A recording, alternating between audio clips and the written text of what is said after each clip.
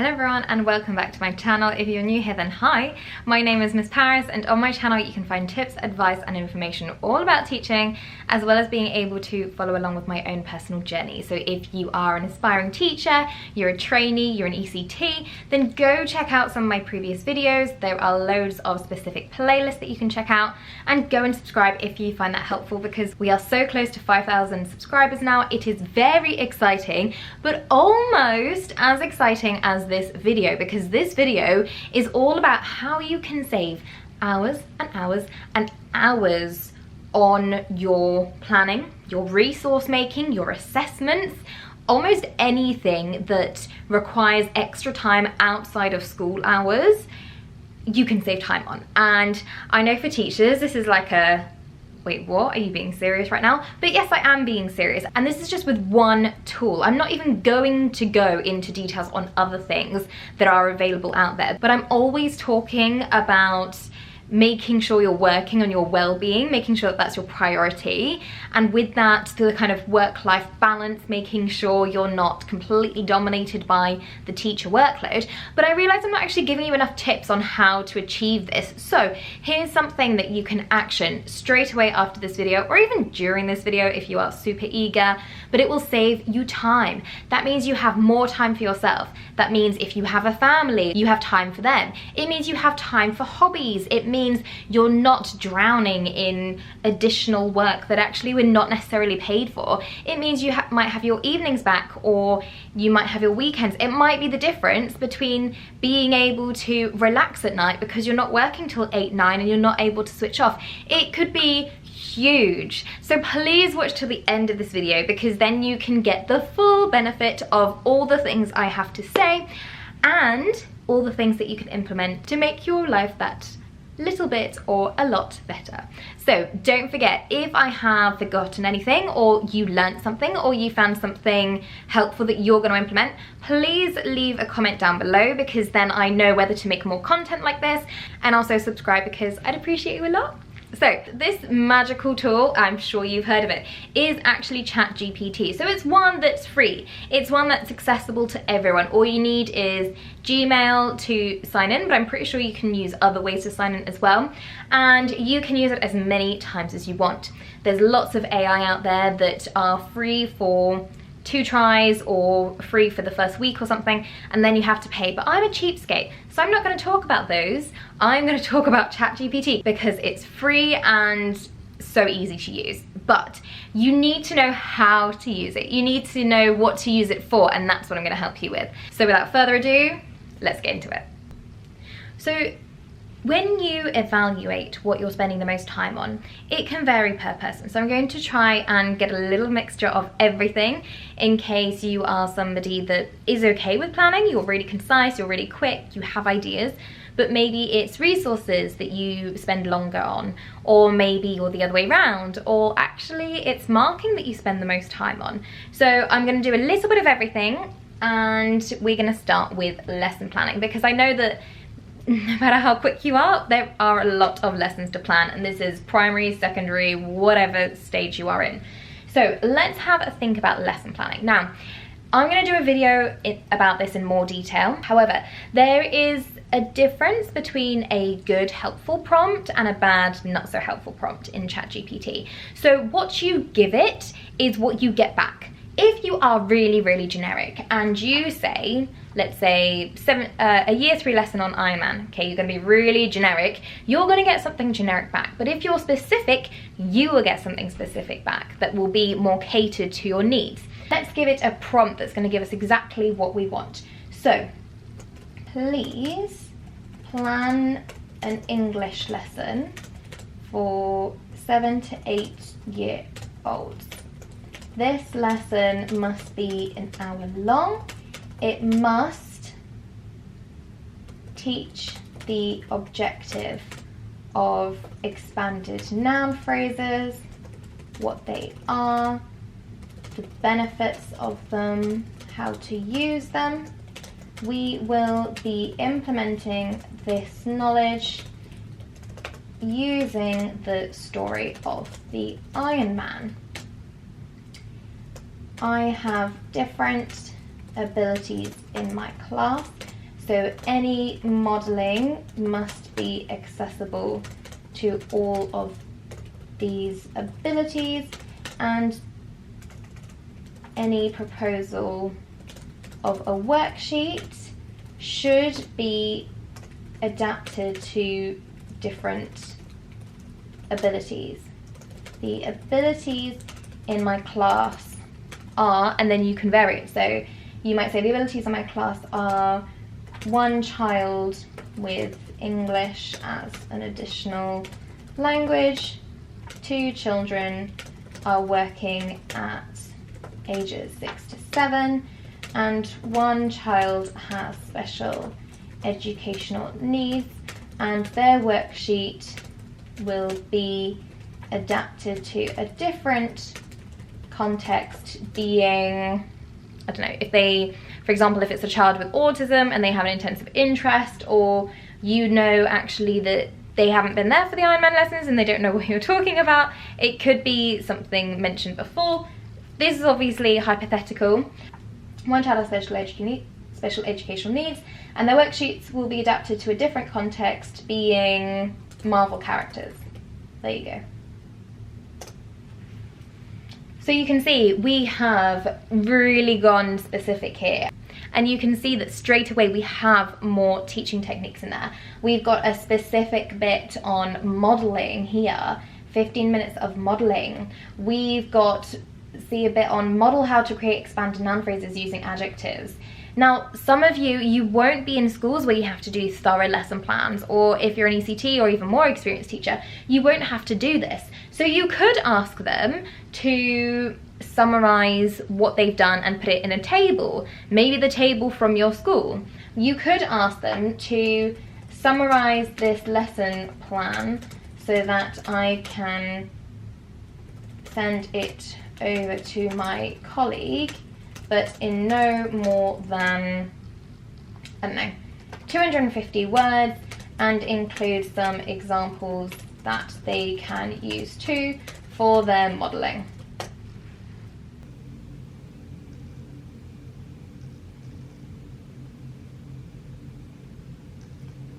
Okay, so obviously it doesn't have a word count, so I would have to put it into Word and then have a look at the word count.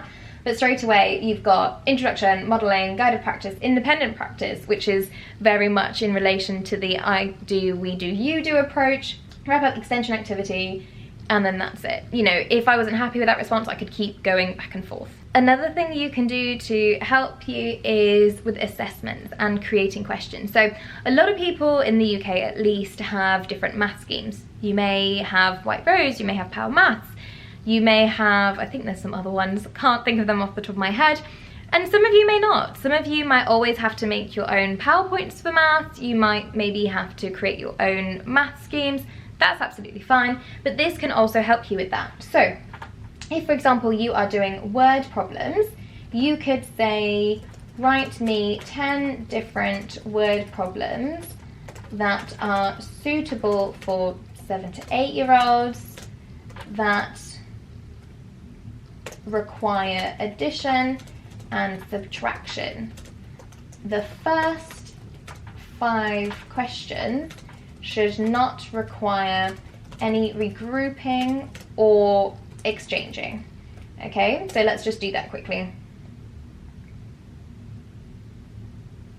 So then you can see straight away, really quick, you've got some addition, you've got subtraction, you've got really short word problems which you could obviously expand. You can make it 2-step if you wanted to. It's kept the first 5 as no exchanging or regrouping required, and then it's done the next 5 as requiring regrouping or exchanging. So this could be maybe as a challenge for some children. It might be that you're going to give, you know, middle groups and high groups the same thing, and then you'll just let them kind of extend on that, and then maybe some children might need help with the last 5. That's absolutely fine. And what we're going to do here is we're going to save ourselves time. We're going to say, now using the exact same word problems, give me an answer sheet. So you take away that time needing to calculate things, writing your own, you know, mark schemes. It is giving it to you there, which you can always copy and paste into a Word document and then just print off. So there you go, mixed fruit salad. Sarah has 35 apples and 18 oranges. She wants to make a fruit salad using some of them. If she uses 24 fruits in total, how many will be left? Sarah will have 29 fruits left. There's your answers. You can tick or you can dot, whatever your marking policy is. So that's really, really quick. You could do this with anything. You could even ask it to put it in specific layout. So you could ask them to write 5 different calculations for addition using a column addition format. Draw out the column format for me. Okay, that's better. So, you know, I just had to change my answer from the first time, and that's done. The next thing we can use it for is differentiation. So let's say you've got a really, really good idea. Maybe you've got some word problems, or you've got a piece of text, or I don't know, you've got a model, but actually when you want it on their sheets, you want different models for different children. Then you can ask them to do it. So let's just start with something and I'll show you how you can actually get it to differentiate for you. Again, with everything, this isn't a replacement for you. It's to give you kind of a boost to help you save time. If you end up changing certain adjectives, changing the subject of the paragraph, etc., that's okay, but it still saves you time because the big foundational basis is done for you. So let's say, write me a 5-line descriptive paragraph on a beautiful forest setting that is suitable for 8 to 9-year-olds. Okay, let's just start with that. Okay, so I think that's 1, 2, 3, 4, 5, 6. It got too excited, it gave me 6, but that's fine. I could just condense it if I want to. Okay, from here, I'm going to try and get this differentiated. Obviously, when you do a differentiation, it completely depends on the lesson. If it's a comprehension, you might give them a different text altogether, but you're going to see how we can adapt this to children with different abilities. Using the same criteria, this time, rewrite the paragraph so that it's suitable for 6 to 7-year-olds. You may remove or replace words as necessary, but this should still be a descriptive paragraph about a beautiful forest setting. You can see it has simplified the text, it's made it shorter, and some of the places that before would have been maybe a little bit too complex, like a babbling brook dances, we've got a little stream flows. So already there, it might be the difference between that child who's working at a 6 to 7-year-old level, help identify the adjectives, compared to when it was a paragraph for children age-related expectations and they didn't know half the vocab. So how can they identify an adjective, or how can they use a sentence starter when they don't know what it's referring to? So this is just a really easy way to do that. Then you might, depending on the objective of the lesson, you might say create a word bank for 8 to 9-year-olds and a separate word bank for 6 to 7-year-olds to support them with a descriptive writing task about a magical kingdom. These word banks may contain adjectives, short phrases, or expanded noun phrases to help them. So there you go, you've got it as a list, but you could put it into a text box, and then you could always make it longer, shorter. If you are catering to maybe a child that has English as an additional language, you might be able to copy and paste pictures next to it. But again, it's really, really quick. And I think this is what I wanted to show you. It doesn't have to replace you. It doesn't have to do the work for you completely. It's just a way to make your life simpler. Now, if we then went on to a new chat, and last of all, we did some resource making. Resources are slightly different because this is a language model, so it can't make anything creative for you. But what it could do is, let's say you have a lesson already planned, or you've already got an objective, and you need to design some kind of way of evidencing it. whether it's something to go in their books, a worksheet, an activity that you take pictures for. It can give you ideas, or it can give you the written stuff that you're going to put in your worksheet. So let's go to science. So I have a lesson plan of science.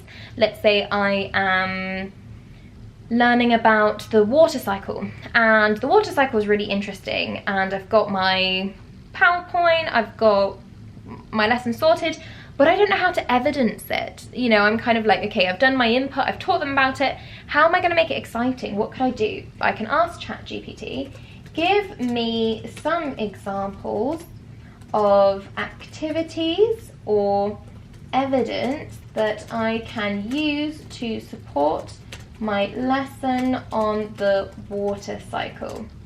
This can be a worksheet, an activity that I can take a photo of, an activity that requires teamwork, etc. That must be suitable for, okay, let's just say 9 to 10 year olds this time. 9 to 10 years old. And then what I can do is I can read these and be like, yes, no, yes, no, yes, no. If you've got multiple lessons on the water cycle, then you could almost pick a few of them and make sure that it works with your lesson, make sure that your lesson prepares them for that activity, etc. So look, we've got loads. We've got water cycle storytelling, which could be really nice. We've got a water cycle art project. We've got a comic strip, a dance or a song, a wheel, storyboard, model. And what I can do from here is I could say, right, I really like the ideas of 3, 4 and 5. Can you give me more detail? So please give me more detail on ideas. I can't remember which ones I said now, but 3, 4, 5 and 6.